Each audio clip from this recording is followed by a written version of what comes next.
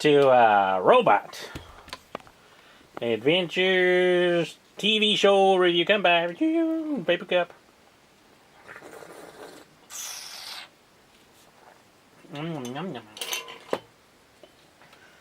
So, it's Sunday, April 21st, and, Friday, Saturday, I was busy, and, the season finale of Star Trek Discovery came out, which was really good. And, I want to talk about that. So, if you haven't seen the thing, well, it's spoilers. Can't buy.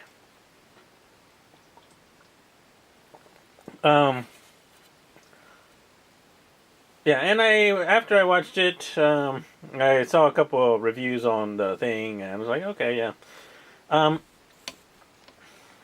People were told, they liked it, and, how does that season finale set up for season 3, which has already been confirmed. So it's like, well, what are we going to do? And the smart people know what to do. So what do you do right after you watch a show that deals with time travel? That's right. You watch the show again. And then you say, oh, okay. You got to check for consistencies and, did they screw it up and stuff like that. So, I started watching it again. And, because some of the earlier episodes I forgot. So, episode 1 and 2, and what is the Red Angel? What are the signals? How do they come about and stuff like that. So, it's been a while. It's been, 14 episodes since, we got there. So, since we first got introduced to that stuff. And Pike and the crew. So, just some eye candy here for you. Like, oh, that's nice. You know what? I should detail up all those things. We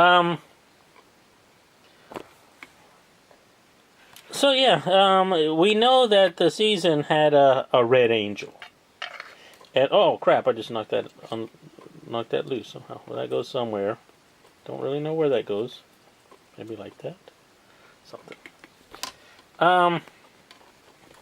So we know that there's a Red Angel. And it seems to be helping out people. Helping out the people. Because we like helping out the people. And we had the big controversy. A controversy. Controversy. Yummy, yummy snacks. It's a seaweed. A little bit. Yum, yum, yum. Yum, yum.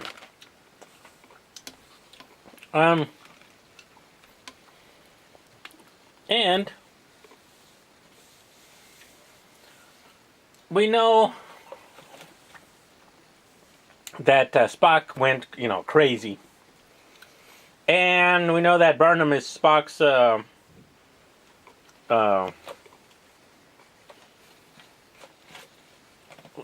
adopted sister. But, the big oh, well, he never mentioned that. And, they fixed it up at the end there. But,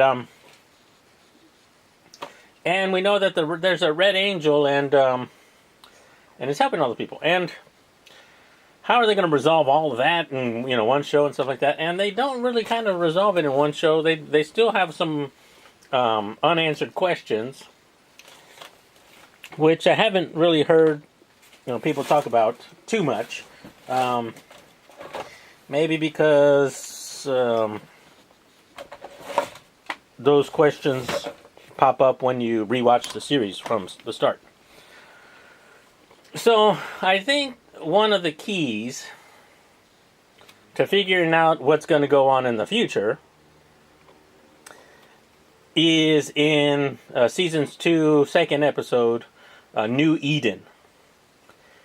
And if you remember, that's the one where um, the Red Angel appeared back in 2053 at World War III and teleported the whole church. Well, I don't know if they teleported the whole church, but maybe that's what they did. To that other planet. So like, oh, okay, so yeah, that's something. How did they get there? Why was the Red Angel trying to save those people? Were the descendants of those people somehow special 900 and something years in the future? When the Red Angel, where Burnham... Oh, so... I gotta tell you what happened in the season finale. So, basically, a couple of episodes ago, they captured the Red Angel because when Burnham is in trouble, the Red Angel will appear. And it turns out the Red Angel was Burnham's mother. And she was like, oh, but she gets sucked back into the future. It's like she's on a rubber band. She can't stay in this time. She gets sucked back. So, we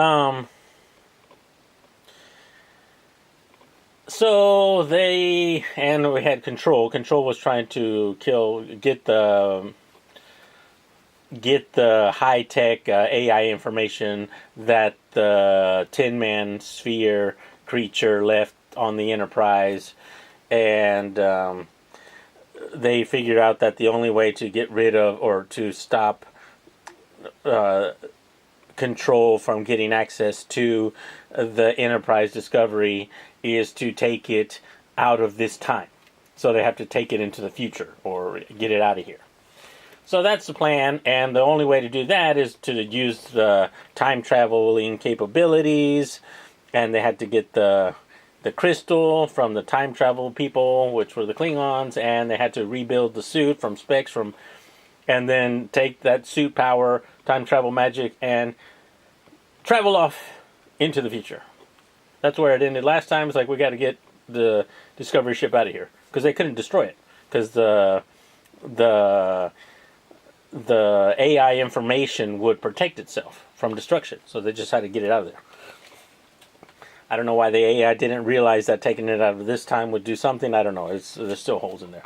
But, so that was the thing. So, there, I guess, existed at least 2 Red Angels. So we had Burnham's mother, which was the OG Red Angel. And we had Burnham, who built the suit and became like the Red Angel that left all these signals, the 5 signals around the galaxy, which led Discovery to the different points to collect all the people that they needed, and then after that they were able to, get to this point in time, and then from here they could go on into the future. But who was the Red Angel that saved those original people back in World War III?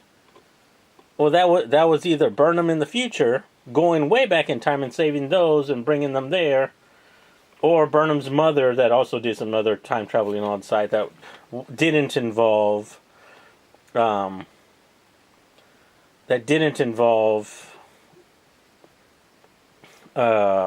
Discovery. So, yeah, and also the people who, the Red Angel that helped Spock figure out that Burnham was in trouble. So there are other situations where this Red Angel has existed. And how are those situations, where did those Red Angels leave from in the future, or why did they go back to save those, or to save Spock, and to save Burnham? I think that Red Angel was Burnham's mother. But yeah, so there's still some questions to be answered. Goodbye.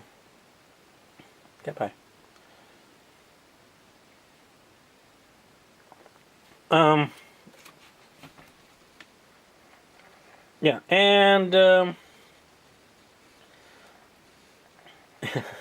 I think it was a good episode. I liked it.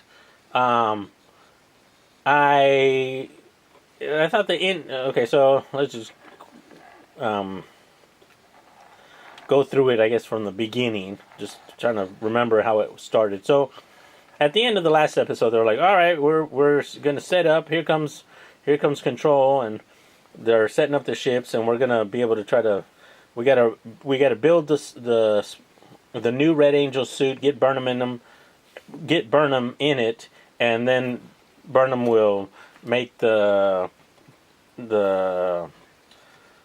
singularity thing, and then do the wormhole and stuff like that.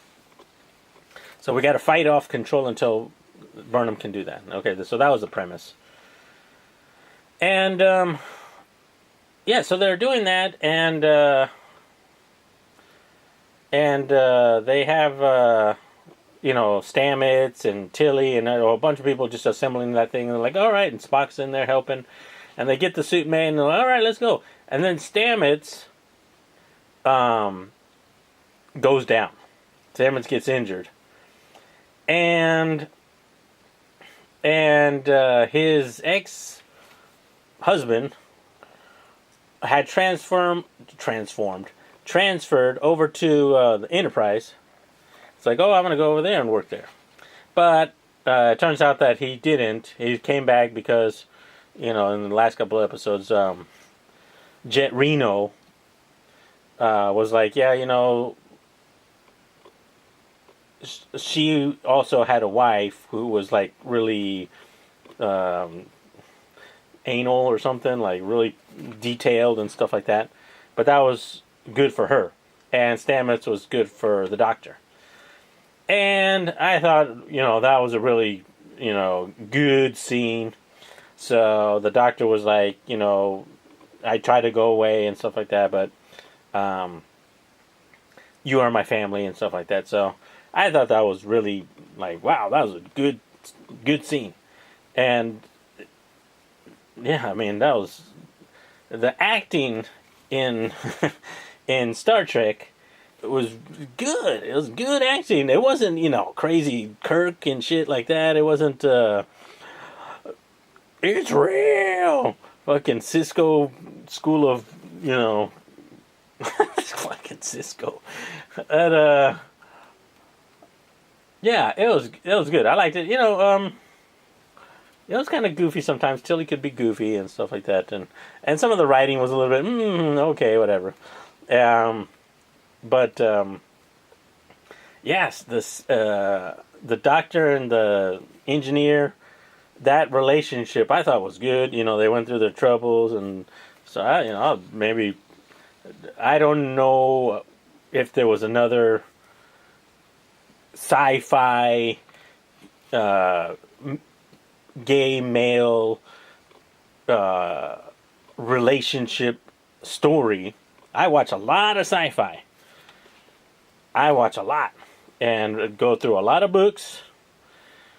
But yeah, I think that was maybe one of the best, I'm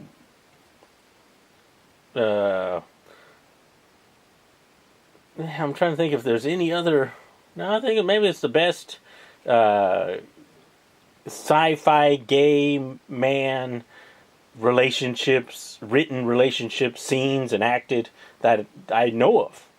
So if people made fun of Brokeback Mountain and stuff like that, or you get the stereotypical like what was the show with the fashion people, like, oh, we're all fashion. You get that kind of stuff, but this wasn't anything like that. This was like, this man loves this other man, and they were fighting, and he died and came back and stuff like that. So I thought it was really well done. So I don't know if there's an award for that, but some really good acting, and also Burnham and Spock, brother and sister relationships. That was good. Good stuff. Good stuff. Yeah, it was good. It was good. I liked it. I completely recommend watching that. If you're gonna be like, oh well, it's not, it's too different from the Next Generation, or too different. Yeah, it's different, but it's good, and it's not as campy. It's not as campy. It's not as like they have some clever jokes and stuff like that. But yeah, I think it's a better written series. Kanpai. So, and there was some stuff with Crystal. Touching the time crystal lets you see a version of the future. And they're like, the Klingon said, once you take this crystal, your future is locked in. But it wasn't really, which I thought was kind of good.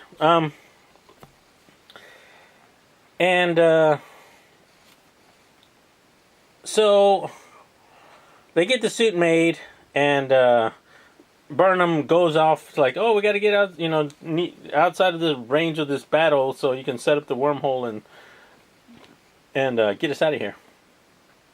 So they get out there and they realize that it wasn't Burnham's mother. It was a cool, from getting from the ship out to the distance required for her to set up the wormhole was pretty, like all the battle stuff, you thought, and I don't want to, the Orville fight, space battle scene was fun. It was good, like pew pew pew pew, but it felt so like Star Trek, like Next Generation kind of technology, like pew pew pew, which was good. It was nice. Like, oh, that was kind of fun. But we're on a different level, We're at a different level. So the Star Trek one was nice. That was a nice battle. And so instead of like, oh, we can't go to the future, Burnham and Spock realize, oh, it wasn't your mother setting up all those signals and stuff, those red signals. It was you. You have to go and set up all those signals. So they went up. She went back in time and set up all those signals, leading them to get to the point they are now. And it's like, okay, now all of that is done. Then they can go off into the future. Which was nice. They got all the team together, and they set up for the for the last bit of the episode. They had to lower the shields to get Burnham and Spock out to the distance required to set up the warp, the wormhole. And so at that time, you knew that, well, you didn't know, but the Control sent over its robot leader, which was, I forgot his name, the man who was the leader of Control, and he teleported over to the Discovery to get the secret information, get the information from the Tin Man, and it was kind of cheesy. It was nice. It was cool, and like, oh, that was a spectacle. It was sensational. There were like times when it's like, oh, I'm gonna walk slowly, all Terminator, liquid metal Terminator in it. It's like, I'm walking slowly. I could walk quickly and kill you, but no, I'm gonna walk slowly. I was like, okay, yeah, you're doing this, building up the suspense. Oh, look, they got away until they didn't. It's like, oh, now I'm made of metal, but I'm gonna punch you as softly as a human. Why don't you just reconfigure your body to, So I was like, I had some of that. I was like, okay. But they had a cool scene with the, gravity scene, which is cool. And they shot like a torpedo into the saucer section of the Enterprise. And they're like, "Oh, what are we gonna do? Let's go down there and check it out." "Oh no, we're gonna look. It looks like it's gonna blow up or something. Let's try to defuse it and stuff like that." It's like, okay. So they said we got like 15 minutes before it goes off, and before that they'd been working on it 10 minutes or something like that. So maybe they had 25, 30 minutes to figure out what to do with the torpedo. So it had punched its way through the saucer section into the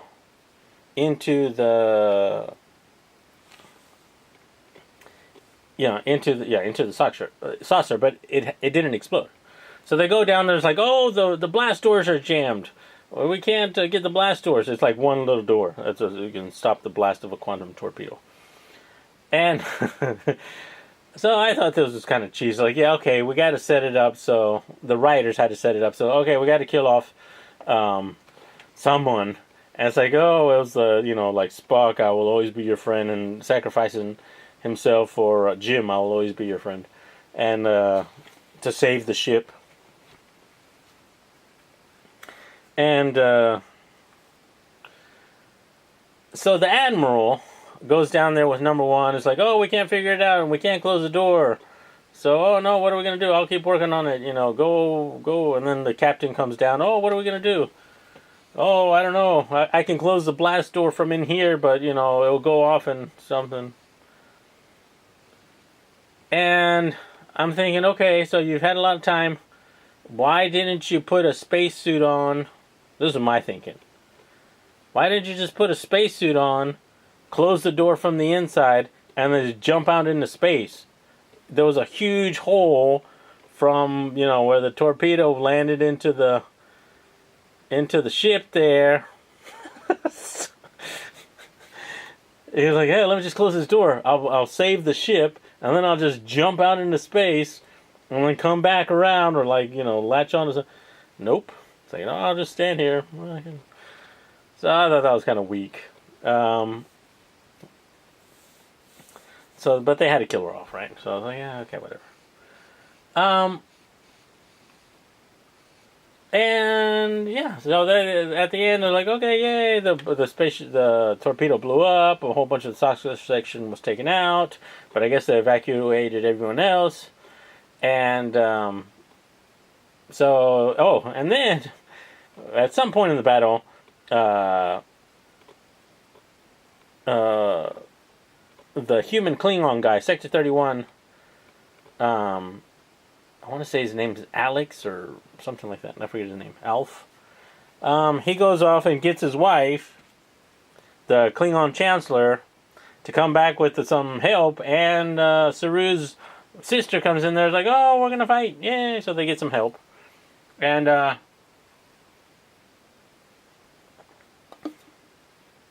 this buys enough time for Burnham to take off and take the Discovery into the wormhole.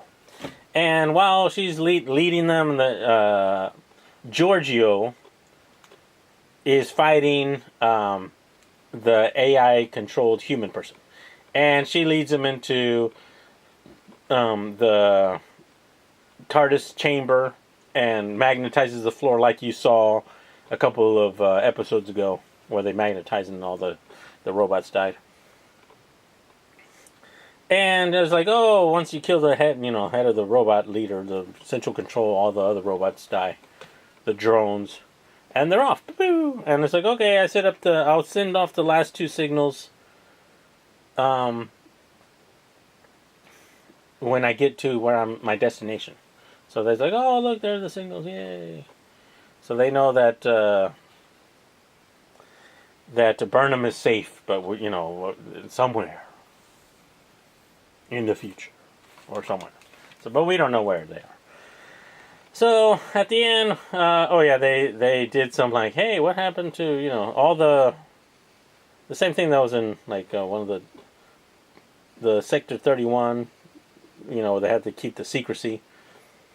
It was like, oh, we can't talk about this ever again, and so they don't mention Burnham ever again, or Discovery, or anything to do with the spore drive and stuff like that. That's the way to seal it, so no one else can know about it, and that's why we never hear about it in the Next Generation or all those other series. So, yeah, and then yeah, that's it. That was the series. So yeah, we still have some unanswered questions, but yeah, I think those things will will get answered in the future, hopefully. You can't just leave stuff like that. Like why did they save those humans on New Eden? Stuff like that, and who will do a cameo, and will Picard be? What's the deal with Picard? So, and some other series that they're like, oh, we're gonna do this series and this series and this series. So it's something good, but all right. So that was it. I think it's a great series to watch. There was a lot of spoilers there. I didn't tell you about from the time we saw Spock to the end here. I didn't tell you all those stories because those are like kind of interesting. What happens there and there. But overall, it's a good series. I'm happy. And next week is the end of the Orville, so we'll see if that. I don't know how they're gonna have their fanboys and stuff like, oh, it was the best thing, and Star Trek sucks, and Orville is great. But I think if you're honest, Star Trek was kicking ass this year. They really brought it. So, all right, guys, take care. Talk to you guys later. Come by. Bye bye.